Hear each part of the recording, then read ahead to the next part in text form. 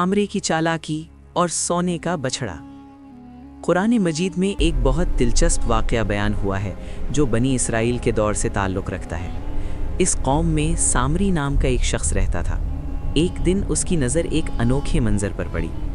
हज़रत जिब्राईल अलैहिस्सलाम एक घोड़े पर सवार गुज़र रहे थे और उस घोड़े के कदमों का ये कमाल था कि जहाँ भी वो ज़मीन पर पड़ते मरी हुई ज़मीन में जान आ जाती और फ़ौरन सब्ज़ा फूट पड़ता।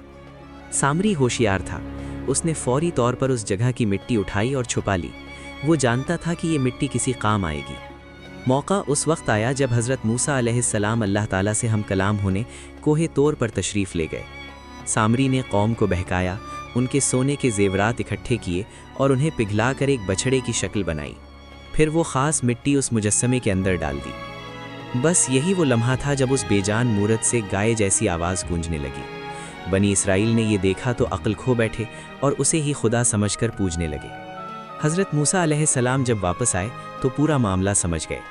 सामरी को अल्लाह के हुक्म से ऐसी सज़ा मिली कि वो बाकी ज़िंदगी इंसानों से दूर दूर रहा और उसकी ज़बान पर बस यही अल्फाज रहे, मुझे छूना मत। इस किस्से में हमारे लिए ये पैगाम है कि दुनियावी चमक दमक और नुमाइश इंसान को हक़ से भटका सकती है।